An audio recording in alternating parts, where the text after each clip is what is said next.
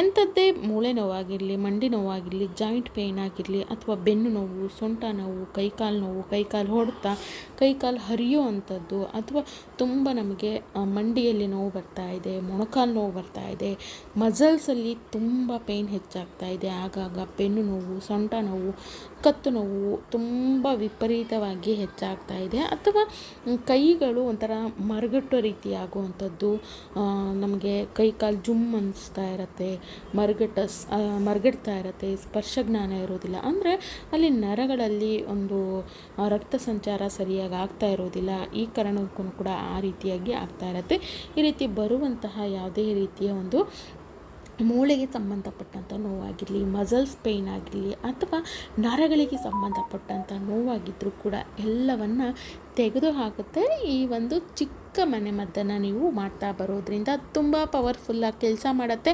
ಆದರೆ ಯಾವುದೇ ರೀತಿಯ ಖರ್ಚಿಲ್ದೇ ಮನೆಯಲ್ಲಿ ಸಿಗುವಂಥ ಪದಾರ್ಥಗಳಿಂದ ಮಾಡಿಕೊಂಡು ಈ ಒಂದು ರೆಮಿಡಿಯನ್ನು ನೀವು ಮಾಡ್ತಾ ಬರೋದೆ ಆದರೆ ಖಂಡಿತವಾಗ್ಲೂ ಎಷ್ಟೇ ವರ್ಷಗಳಿಂದ ಇರುವಂತಹ ಮಂಡಿ ನೋವಾಗಿರಲಿ, ಅಥವಾ ಈ ಒಂದು ಮಸಲ್ಸ್ ಪೇಯ್ನ್ ಆಗಿದ್ದರೂ ಕೂಡ, ಅಥವಾ ನಮಗೆ ಕೈಕಾಲು ಜುಮ್ ಕೊಡ್ತಾ ಇದೆ, ಮರಗಡ್ತಾ ಇದೆ, ಸ್ಪರ್ಶ ಜ್ಞಾನನೇ ಇಲ್ಲ ಅನ್ನೋ ರೀತಿ ಈ ಒಂದು ನರಗಳಿಗೆ ಸಂಬಂಧಪಟ್ಟಂಥ ನೋವಾಗಿದ್ದರೂ ಕೂಡ ಮಂಗಮಾಯವಾಗುತ್ತೆ.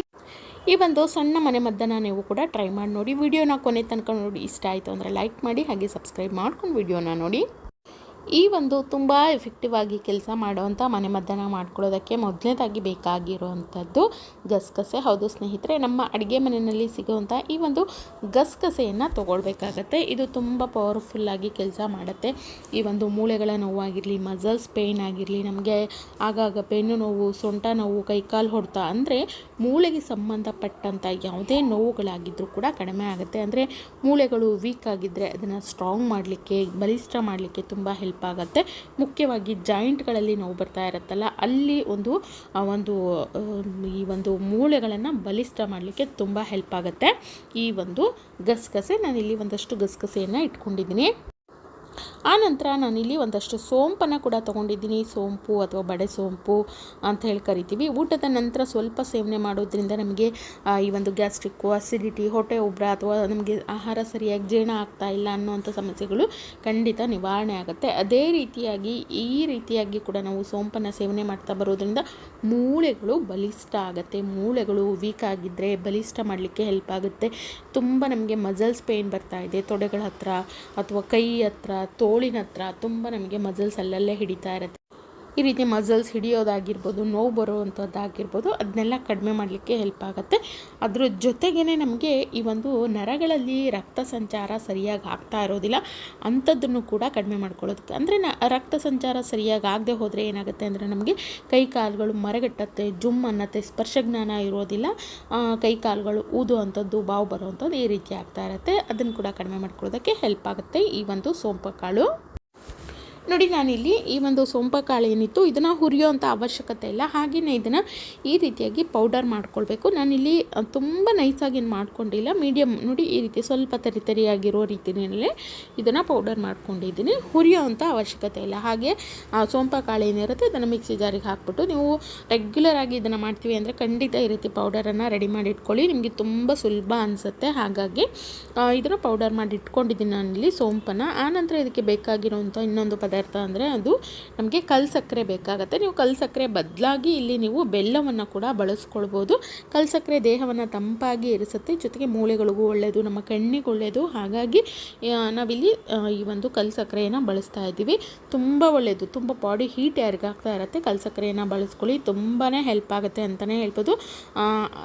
ಈ ಒಂದು ಕಲ್ಲು ಸಕ್ಕರೆ ನಿಮಗೆ ಕೆಂಪು ಸಿಗುತ್ತೆ, ಕೆಂಪುದಾದರೂ ತೊಗೊಳ್ಬೋದು, ಇಲ್ಲಾಂದರೆ ಈ ರೀತಿ ಬಿಳಿಯಾಗಿರುವಂಥ ಕಲ್ಲು ಸಕ್ಕರೆ ಸಿಗುತ್ತೆ, ಅದನ್ನಾದರೂ ನೀವು ಇಲ್ಲಿ ತೊಗೊಳ್ಬೋದು. ಆ ನಂತರ ಬೇಕಾಗಿರುವಂಥದ್ದು ಒಣ ಕೊಬ್ಬರಿ. ನೋಡಿ ಈ ರೀತಿ ಒಣಗಿರೋವಂಥ ಕೊಬ್ಬರಿ ಇರುತ್ತಲ್ಲ, ಅದನ್ನು ನಾನಿಲ್ಲಿ ತೊಗೊಂಡಿದ್ದೀನಿ. ಡ್ರೈ ಕೋಕೋನಟ್ಟು ಸ್ವಲ್ಪ ಒಂದು ಚಿಕ್ಕ ತುಂಡಾದರೆ ಸಾಕಾಗತ್ತೆ. ಒಣ ಕೊಬ್ಬರಿ ತುಂಬ ಒಳ್ಳೆಯದು, ನಮ್ಮ ಮೂಳೆಗಳನ್ನು ಗಟ್ಟಿ ಮಾಡಲಿಕ್ಕೆ, ಮೂಳೆಗಳನ್ನು ಸ್ಟ್ರಾಂಗ್ ಮಾಡಲಿಕ್ಕೆ, ಮೂಳೆಗಳನ್ನು ಬಲಿಷ್ಠ ಮಾಡಲಿಕ್ಕೆ ತುಂಬ ಒಳ್ಳೆಯದು ಈ ಒಂದು ಒಣ ಕೊಬ್ಬರಿ ಅಂತಲೇ ಹೇಳ್ಬೋದು. ಹಿಂದೆಲ್ಲ ಮಕ್ಕಳಿಗೆಲ್ಲ ಈ ಒಂದು ಬೆಲ್ಲ ಕೊಬ್ಬರಿನ ಕೊಡ್ತಾಯಿದ್ರು. ಕಾರಣ ಇಷ್ಟೇ, ಮಕ್ಕಳಲ್ಲಿ ಒಂದು ಮೂಳೆಗಳ ಒಂದು ಬೆಳವಣಿಗೆ ಚೆನ್ನಾಗಾಗಲಿ, ಮೂಳೆಗಳು ಬಿದ್ದರೂ ಕೂಡ ಕೆಲವೊಮ್ಮೆ ಸಣ್ಣದಾಗಿ ಕೊಡ್ತಿರತ್ತೆ, ಅದು ಹಾಗೆಯೇ ಕೂಡ್ಕೊಳ್ಳುತ್ತೆ. ಅದಕ್ಕೋಸ್ಕರನೂ ಕೂಡ ಕೊಡ್ತಾಯಿದ್ರು. ಮಕ್ಕಳಿಗೆ ಪೆಟ್ಟಾದ್ರೂ ಕೂಡ ಮೂಳೆಗಳಿಗೆ ಏನು ಹೊಡೆತ ಬೀಳಬಾರ್ದು ಅಂತೇಳಿ. ಅಂದರೆ ಮೂಳೆಗಳು ಬಲಿಷ್ಠ ಆಗುತ್ತೆ, ಬೆಳವಣಿಗೆ ಚೆನ್ನಾಗಾಗುತ್ತೆ, ಗಟ್ಟಿಯಾಗಿ ಬೆಳವಣಿಗೆ ಆಗಲಿಕ್ಕೆ ಈ ಒಂದು ಕೊಬ್ಬರಿ ಅನ್ನುವಂಥ ತುಂಬ ಹೆಲ್ಪ್ ಆಗುತ್ತೆ. ಹಾಗಾಗಿ ಈ ಒಂದು ಒಣ ಕೊಬ್ಬರಿಯನ್ನು ಆಗಾಗ ಸ್ವಲ್ಪ ತಿನ್ನೋದ್ರಿಂದನೂ ಕೂಡ ತುಂಬಾ ಒಳ್ಳೆಯದು ಅಂತಲೇ ಹೇಳ್ಬೋದು. ಜೊತೆಗೆ ದೇಹಕ್ಕೆ ಬೇಕಾಗಿರುವಂಥ ಒಂದು ಆಯಿಲ್ ಕಂಟೆಂಟನ್ನು ಕೂಡ ನಮಗೆ ನೀಡಲಿಕ್ಕೆ, ದೇಹಕ್ಕೆ ನೀಡಲಿಕ್ಕೆ ತುಂಬ ಹೆಲ್ಪ್ ಆಗುತ್ತೆ ಒಣ ಕೊಬ್ಬರಿ. ಚರ್ಮ ಆಗಾಗ ಡ್ರೈ ಆಗ್ತಾ ಇರುತ್ತಲ್ಲ, ಅದು ಕೂಡ ಕಡಿಮೆ ಮಾಡ್ಕೊಳ್ಳೋದಕ್ಕೆ ತುಂಬ ಹೆಲ್ಪ್ ಆಗುತ್ತೆ ಅಂತಲೇ ಹೇಳ್ಬೋದು. ಅದರ ಜೊತೆಗೇ ನಮ್ಮ ಒಂದು ನರಗಳಲ್ಲಿ ವೀಕ್ನೆಸ್ ಇತ್ತು ಅಂದರೆ, ನರಗಳು ಅಲ್ಲಿ ರಕ್ತ ಸಂಚಾರ ಸರಿಯಾಗಿ ಆಗ್ತಾ ಇಲ್ಲ ಅಂತಂದರೆ ಬ್ಲಾಕೇಜನ್ನು ತಡೆಗಟ್ಟಲಿಕ್ಕೂ ಕೂಡ ತುಂಬ ಹೆಲ್ಪ್ ಆಗುತ್ತೆ ಒಣ ಕೊಬ್ಬರಿಯನ್ನು ನಾವು ಸೇವನೆ ಮಾಡ್ತಾ ಬರೋದ್ರಿಂದ. ನಾನಿಲ್ಲಿ ಚಿಕ್ಕ ತುಂಡಾಗೋಷ್ಟು ಒಣ ಕೊಬ್ಬರಿಯನ್ನು ಎತ್ತಿಟ್ಕೊಂಡಿದ್ದೀನಿ. ಇನ್ನು ಇದನ್ನು ಮಾಡ್ಕೊಳ್ಳೋವಂಥ ವಿಧಾನವನ್ನು ನೋಡ್ಕೊಳ್ಳೋದಾದರೆ, ಒಂದು ಪಾತ್ರೆಗೆ ನಾನಿಲ್ಲಿ 1 ಟೀ ಸ್ಪೂನ್ ಆಗೋಷ್ಟು ತುಪ್ಪವನ್ನು ಹಾಕ್ಕೊಂಡಿದ್ದೀನಿ. ತುಪ್ಪ ಸ್ವಲ್ಪ ಬಿಸಿ ಮಾಡ್ಕೊಳ್ಬೇಕು. ತುಪ್ಪ ಸ್ವಲ್ಪ ಬಿಸಿ ಆದಮೇಲೆ ನಾನಿಲ್ಲಿ ಒಂದು ಅರ್ಧ ಟೀ ಸ್ಪೂನ್ ಆಗುವಷ್ಟು ಗಸಗಸೆಯನ್ನು ಹಾಕ್ಕೊಳ್ತಾ ಇದ್ದೀನಿ. ತುಪ್ಪದಲ್ಲಿ ಚೆನ್ನಾಗಿ ಹುರ್ಕೊಳ್ಬೇಕಾಗತ್ತೆ ಈ ಒಂದು ಗಸಗಸೆಯನ್ನು. ನೋಡಿ, ಈ ರೀತಿ ಸ್ವಲ್ಪ ಅಂದರೆ ಹೈ ಫ್ಲೇಮಲ್ಲಿ ಇಟ್ಕೊಂಡು ಒಂದೇ ಸತಿ ಸೀದಿಸ್ಕೊಳ್ಬಾರ್ದು. ಈ ರೀತಿ ಕಡಿಮೆ ಉರಿ ಇಟ್ಕೊಂಡು ಚೆನ್ನಾಗಿ ಈ ಒಂದು ಗಸಗಸೆಯನ್ನು ಹುರ್ಕೊಳ್ಬೇಕು. ಆನಂತರ ಇದು ಹುರಿದಿದ್ದಾಗಿದೆ ಅನ್ನೋಂಥ ಸಮಯದಲ್ಲಿ 1 ಗ್ಲಾಸ್ ಆಗುವಷ್ಟು ಹಾಲನ್ನು ಇದರೊಟ್ಟಿಗೆ ಸೇರಿಸ್ಕೊಳ್ಬೇಕು. ಹಾಲು ಒಡೆಯುತ್ತೆ ಅನ್ನೋಂಥ ಭಯ ಬೇಡ, ಏನೂ ಆಗೋದಿಲ್ಲ. ಹಾಲು ಕಾಯಿಸಿ ಆರಿಸಿರುವಂಥ ಹಾಲನ್ನೇ ತೊಗೊಳ್ಳಿ. ಆನಂತರ ಹಾಲು ಹಾಕಾದ್ಮೇಲೆ 1 ಟೀ ಸ್ಪೂನ್ ಆಗುವಷ್ಟು ನಾವೇನು ಈ ಒಂದು ಸೋಂಪ ಕಾಳನ್ನು ಪೌಡರ್ ಮಾಡಿಟ್ಕೊಂಡಿದ್ವಲ್ಲ, ಅದನ್ನು ಹಾಕ್ಕೊಳ್ಬೇಕಾಗತ್ತೆ. ಆನಂತರ ಕಲ್ಲು ಸಕ್ಕರೆಯನ್ನು ನಾನಿಲ್ಲಿ ಸ್ವಲ್ಪ ಕುಟ್ಟಿ ಪುಡಿ ಮಾಡಿ ಹಾಕ್ಕೊಳ್ತಾ ಇದ್ದೀನಿ. ನಿಮ್ಮ ಸಿಹಿಗೆ ಅನುಸಾರವಾಗಿ ಹಾಕ್ಕೊಳ್ಬೋದು. ಬೆಲ್ಲ ಹಾಕ್ಕೊಳ್ತೀವಿ ಅಂದರೆ ಗ್ಯಾಸನ್ನು ಆಫ್ ಮಾಡಿದ್ಮೇಲೆ ಕೊನೆಯಲ್ಲಿ ಹಾಕ್ಕೊಳ್ಳಿ, ಇಲ್ಲಾಂದರೆ ಹಾಲು ಹೊಡೆದು ಬಿಡುತ್ತೆ.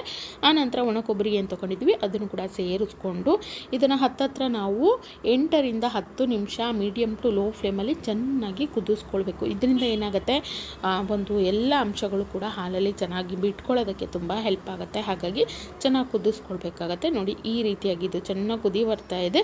ಈ ಸಮಯದಲ್ಲಿ ನಾನು ಗ್ಯಾಸನ್ನು ಆಫ್ ಮಾಡ್ಕೊಳ್ತಾ ಇದ್ದೀನಿ. ನಮ್ಮ ಕೊಬ್ಬರಿ ಎಲ್ಲ ಏನಾಗಿರುತ್ತೆ, ಅದರ ಅಂಶಗಳನ್ನು ಈ ಒಂದು ಹಾಲಲ್ಲಿ ಬಿಟ್ಟಿರುತ್ತೆ, ಜೊತೆಗೆ ಚೆನ್ನಾಗಿ ಬೆಂದ್ಕೊಂಡಿರುತ್ತೆ. ಹಾಗಾಗಿ ಆವಾಗ ಅದರ ಒಂದು ಶಕ್ತಿ ಅನ್ನುವಂಥದ್ದು ಡಬಲ್ ಆಗುತ್ತೆ ಅಂತಲೇ ಹೇಳ್ಬೋದು. ತುಂಬ ಒಳ್ಳೆಯದು ಹೆಲ್ತಿಗೆ ಈ ಒಂದು ಒಣ ಕೊಬ್ಬರಿ. ನಾವು ಏನು ಹಾಲಲ್ಲಿ ಚೆನ್ನಾಗಿ ಬೇಯಿಸ್ಕೊಂಡಿದ್ದೀವಲ್ಲ, ಇದನ್ನು ನಾನಿಲ್ಲಿ ಈ ಒಂದು ಹಾಲು ರೆಡಿಯಾಗಿದೆ. ಈಗ ಇದನ್ನು ನಾನಿಲ್ಲಿ ಒಂದು ಗ್ಲಾಸಿಗೆ ಹಾಕ್ಕೊಳ್ತಾ ಇದ್ದೀನಿ. ಈ ಒಂದು ಒಣ ಕೊಬ್ಬರಿ ಏನಿರುತ್ತೆ ಇದನ್ನು ತೆಗೆಯುವಂಥ ಅವಶ್ಯಕತೆ ಇಲ್ಲ, ಜೊತೆಗೆ ಹಾಲನ್ನು ಶೋಧಿಸುವಂಥ ಅವಶ್ಯಕತೆ ಕೂಡ ಇಲ್ಲ. ಹೀಗೇ ನಾವು ಪೌಡರ್ ಮಾಡಿ ಸೊಂಪ ಕಾಳನ್ನು ಕೂಡ ಹಾಕಿದ್ವಿ, ಅದನ್ನು ಹಾಗೆ ನಾವು ಕುಡಿಬೋದು. ಹಾಗಾಗಿ ಚೆನ್ನಾಗಿ ಮಿಕ್ಸ್ ಮಾಡ್ಕೊಂಡು ಈ ಒಂದು ಹಾಲನ್ನು ಬಿಸಿ ಬಿಸಿ ಇರೋವಂಥ ಸಮಯದಲ್ಲೇ ನೀವು ಬೆಳಗ್ಗೆನಾದರೂ ಕುಡಿಬೋದು, ಅಥವಾ ರಾತ್ರಿ ಮಲಗೋದಕ್ಕೆ ಮುಂಚೆ ಕೂಡ ಕುಡಿಯೋದ್ರಿಂದ ಒಳ್ಳೆ ನಿದ್ರೆಗೂ ಕೂಡ ತುಂಬಾ ಹೆಲ್ಪ್ ಆಗುತ್ತೆ.